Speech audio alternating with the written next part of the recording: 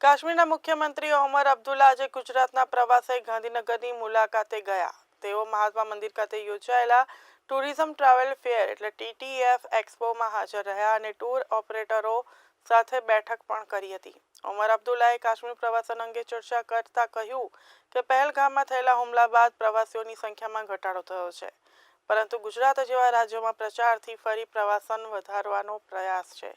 TTF દ્વારા દર વર્ષે આવું આયોજન કરાય છે, તો આ વખતે 3 દિવસીય એક્સપોમાં 19 રાજ્યોના પ્રવાસન નિગમો ઉપરાંત શ્રીલંકાનો પણ ટુરિઝમ સ્ટોલ છે.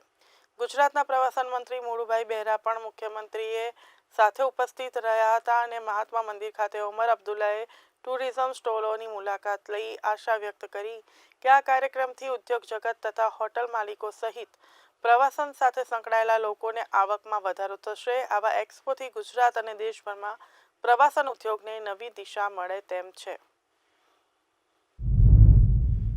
આ ટ્રેડ શોથી ગુજરાત અને સમગ્ર દેશમાં પ્રવાસન ઉદ્યોગને એક નેટવર્કિંગના માધ્યમથી ખૂબ મોટો ફાયદો એટલા માટે મળશે કે ટ્રાવેલ્સ એજન્ટો, હોટલ માલિકો અને અન્ય પ્રવાસન વ્યવસાય સાથે જોડાયેલા નું એક પ્લેટફોર્મ TTF અમદાવાદ આ રીતના જે ટ્રેડ શો કરે છે એના કારણે મળી રહી છે.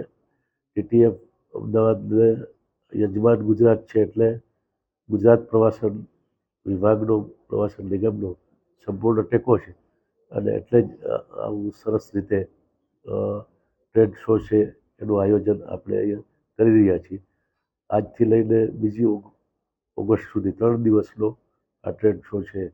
એમાં ખૂબ લોકો એની મુલાકાત લે છે અને એનાથી પ્રવાસનને તો ફાયદો મળશે જ, એની સાથે સાથે અમદાવાદ અને આજુબાજુના વિસ્તારમાં જે ગુજરાત ઔદ્યોગિક દ્રષ્ટિએ પણ અલગ અલગ અહીંયા જે ઓટોમોબાઈલ્સથી લઈને બાકીની અનેક જે મેન્યુફેક્ચર છે એમાં એટલે ઉદ્યોગ વેપારમાં પણ એનાથી ફાયદો મળશે.